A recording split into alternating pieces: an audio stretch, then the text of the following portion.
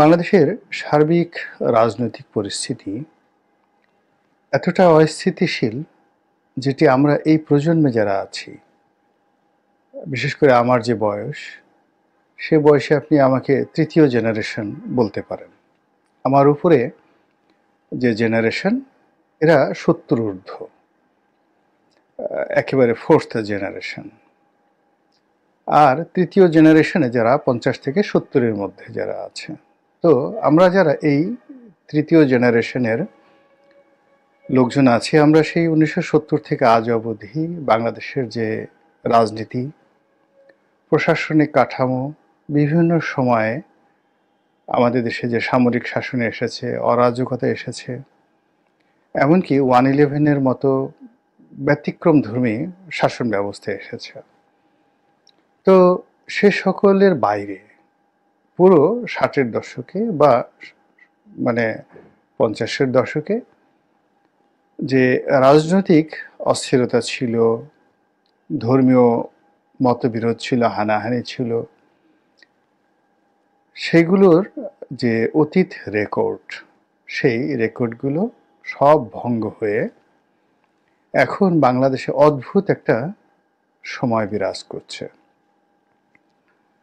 এ সময় সচিবালয়ে যা হচ্ছে, ক্যান্টনমেন্টের ভিতরে যা হচ্ছে, তারপর বিচার বিভাগে যা হচ্ছে, অথবা ধরুন ব্যবসা বাণিজ্য, শিল্প কলকারখানাতে যা হচ্ছে, এমনটি আমরা তৃতীয় জেনারেশনের আমরা দেখিনি। আর আমাদের পূর্বের যে দুটো দশক ছিল, অর্থাৎ ৬০-এর দশক এবং ৫০-এর দশক, ওখানে যে অনিশ্চয়তা ছিল পাকিস্তান জমানাতে, তখন এরকম ছিল না। এখন সব জায়গাতে একটা লুজ কানেকশন, এবং সেই লুজ কানেকশনটি এতটা ভয়ঙ্কর এবং ভয়াবহ, সচিবালয়ের আগুন দেখেই আপনারা বুঝতে পারেন যে বাংলাদেশের মধ্যে সবচেয়ে একেবারে যাকে বলা হয় সংরক্ষিত অঞ্চল, গুরুত্বপূর্ণ অঞ্চল, সেই অঞ্চলের একটি বিল্ডিংয়ে, ভবনে ইলেকট্রিকের লুজ কানেকশনের কারণে সেখানে অগ্ন্যুৎপাত ঘটবে, অগ্নিকাণ্ড ঘটবে। এখানে আমি ইচ্ছে করে অগ্ন্যুৎপাত বললাম। তো অগ্নিকাণ্ড ঘটবে, এই কথাও আমাদেরকে এই সময়টিতে শুনতে হচ্ছে। লুজ কানেকশন, অগ্নিকাণ্ড। এবং সেই সিসিটিভিতে, সচিবালয়ের সেই সিসিটিভিতে আমরা সচিবালয়ের ৮ তলাতে যেখানে আগুন লেগেছে, না কয়তলাতে, সেখানে একটা অদ্ভুত কুকুরকে আমরা সেখানে দেখতে পেলাম। ভৌতিক একটা দৃশ্য। এখন অত রাতে অত উপরে কুকুর কেন গেল? তারপর কুকুর আবার সেখানে গিয়ে সে এলোমেলো ঘোরাফেরা করে বেশ মহা আরামে তারপরে চেয়ারে বসলো। কুকুর চেয়ারে বসলো, বোঝার চেষ্টা করেন। সে দৃশ্য আমরা দেখলাম সিসিটিভির দৃশ্যতে। এরপর সেই কুকুরটি, চেয়ারে বসা কুকুরটি, যখন অগ্নিকাণ্ড শুরু হলো, তখন সে অবাক হয়ে তাকালো, ভীষণ রকম অবাক হয়ে তাকালো। এই পর্যন্তই সিসিটিভির ফুটেজ। পরবর্তীতে দেখা গেল সেই কুকুরটি মারা গেছে বা দগ্ধ হয়েছে। তা আপনারা এখন মিলান লুজ কানেকশন এবং লুজ কানেকশন থেকে একই সঙ্গে যুগপৎভাবে দুটো লুজ কানেকশন, বিল্ডিংয়ের এক প্রান্তে লুজ কানেকশন এবং অপর প্রান্তে লুজ কানেকশন, মধ্যে একটা কুকুর। আর এটা সবচেয়ে বড় বিশেষজ্ঞ কমিটি খুঁজে বের করেছে যে এখানে অন্য কোনো কিছু নেই, লুজ কানেকশন থেকে এই অগ্নিকাণ্ড ঘটেছে। একই সঙ্গে দুটো লুজ কানেকশন হয়েছে, বিল্ডিংয়ের এক প্রান্তে লুজ কানেকশন, অন্য প্রান্তে, আর মধ্যে চেয়ারে উঠে একটা কুকুর বসেছে। অসাধারণ একটা দৃশ্য। এই দৃশ্য হয়তো প্রাকৃতিক, কিন্তু এর মাধ্যমে আমরা অনেক কিছু ধরে নিতে পারি, বুঝে নিতে পারি। আন্দাজ করে নিতে পারি যে প্রকৃতি আমাদেরকে নিয়ে কি লীলা খেলা খেলছে। এই বাংলায় এখন কেউ দায়িত্ব নিচ্ছে না। আপনি কারোর কাছে গিয়ে কোনো প্রতিকার পাবেন না, সেটা থানা হোক, পুলিশ হোক, সরকারি কর্তা হোক, ব্যাংক হোক, বিমা হোক। যে কাজটুকু একেবারে না করলে নয় সেই কাজটি করে যাচ্ছে। অর্থাৎ পুলিশ গায়ে তারা পোশাক রেখেছে, পুলিশের পোশাক, তারপর ডিউটিতে এসেছে, এরপর মাসের শেষে বেতন তুলতে হবে, এজন্য হাজিরা খাতায় হাজিরা দিতে হবে, এতটুকু। আর দু একটা বিভাগ, বিশেষ করে ধরুন কোর্ট পুলিশ, তারপর ডিবি পুলিশ, বিশেষ করে ঢাকা মহানগরী ডিবি পুলিশ, তাদের কিছু তৎপরতা দেখা যাচ্ছে, বোঝা যাচ্ছে। এটি হয়তো যারা কর্তৃপক্ষ রয়েছেন তাদের নির্দেশে কিছু কর্মকাণ্ড করা হচ্ছে জনগণের দৃষ্টিকে ব্যস্ত রাখার জন্য। কিন্তু এর বাইরে পুলিশের কাজ ধরেন, সচিবালয়ের বড় কর্তাদের কাজ ধরেন, গত এক সপ্তাহে কোনো রকম সেখানে গতি নেই, খবর নেই, দৃশ্য নেই, নাটক নেই, সিনেমা নেই, সাসপেন্স নেই। এ গেল একটা।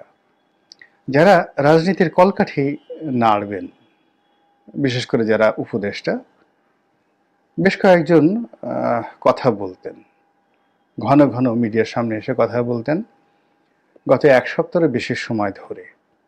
বলতে গেলে তারা সবাই মুখে তালা লাগিয়েছেন।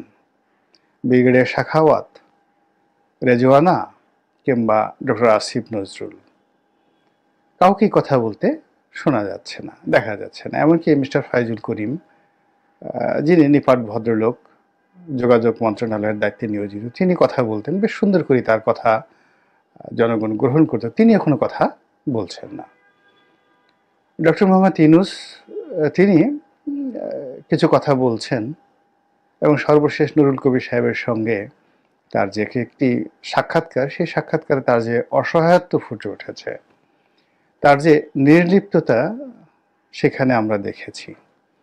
এবং তিনি যে একটা অনিশ্চিত গন্তব্যের দিকে এগিয়ে চলছেন কোনো রকম পূর্ব পরিকল্পনা ছাড়া, এটি স্পষ্ট হওয়ার পর পুরো জাতির মধ্যে হতাশা প্রবল আকার ধারণ করেছে। এবং এই সময়টিতে রাজনৈতিক দলগুলো বিরোধে জড়িয়ে পড়েছে। বিএনপির সঙ্গে জামাতের বিরোধ চলছে, এবং তুলনামূলকভাবে আওয়ামী লীগ সুবিধাজনক অবস্থানে আছে। এর কারণ হলো নিজেরা ঝগড়া করতে গিয়ে আওয়ামী লীগের নাম এখন আর উচ্চারণ করার সময় নেই। অবস্থাটা হলো এরকম যে আওয়ামী লীগ যদি আপনার মাথা ব্যথার কারণ হয়, তো একটা সময় আপনি প্যারাসিটামল খেলেন বা চিন্তা করলেন মাথা ব্যথা খুবই যন্ত্রণাদায়ক, কিন্তু তার পরের দিন আপনার এমন প্রচণ্ড পেট ব্যথা হলো, এত লুজ মোশন শুরু হয়ে গেল যে আপনার যে মাথা ব্যথা আছে বা গতকাল মাথা ব্যথা ছিল, এটা স্মরণ করার সময় নাই। আপনার কাছে মনে হচ্ছে যে এই পেট ব্যথার যে যন্ত্রণা, পেটের মধ্যে যে যন্ত্রণা, এর সাথে তো মাথা ব্যথাটাই ভালো ছিল।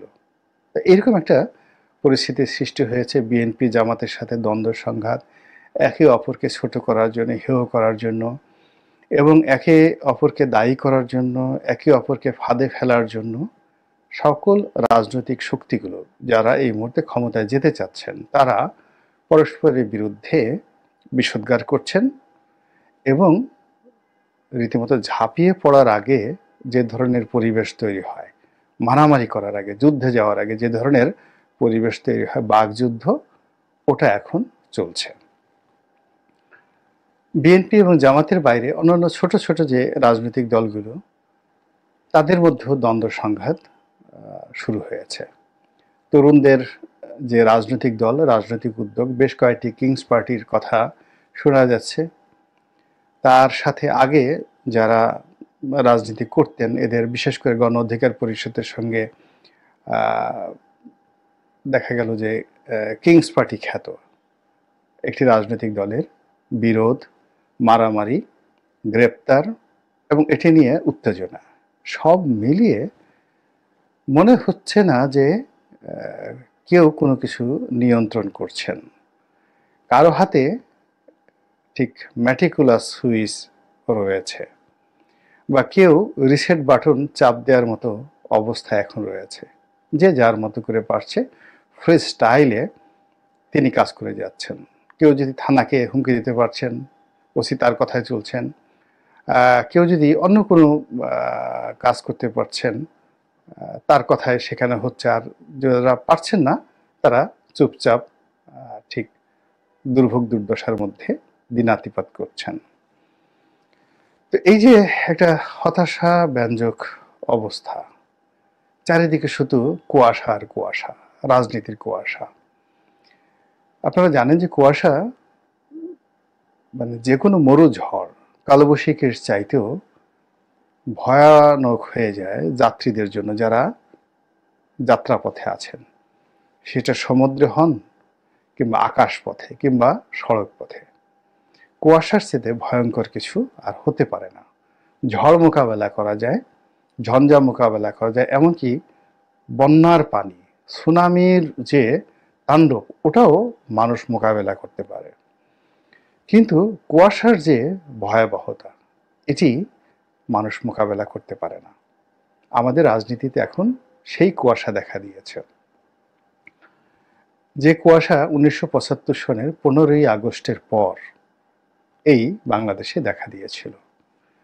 15ই আগস্ট থেকে একেবারে শহীদ প্রেসিডেন্ট জিয়াউর রহমান যেদিন ক্ষমতা গ্রহণ করলেন এবং ক্ষমতা পাকাপোক্ত করলেন, এই পুরো সময়টি কার্যত বাংলাদেশে কোনো অ্যাডমিনিস্ট্রেশন ছিল না।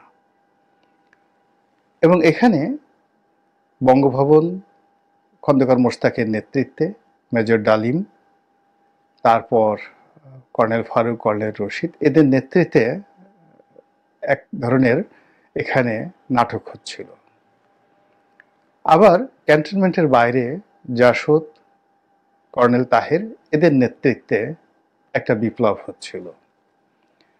ক্যান্টনমেন্টের ভিতরে সাধারণ সৈনিক, কর্নেল তাহেরপন্থী সৈনিক, খালেদ মোশাররফপন্থী সৈনিক এবং কর্মকর্তা, এবং সর্বশেষ জিয়াউর রহমানপন্থী কর্মকর্তারা এখানে যে শারীরিক মানসিক দ্বন্দ্ব এবং সংঘাতে তারা জড়িয়ে পড়েছিল, এখন ঠিক ওই রকম নেই। কিন্তু ওই যে বললাম কুয়াশা,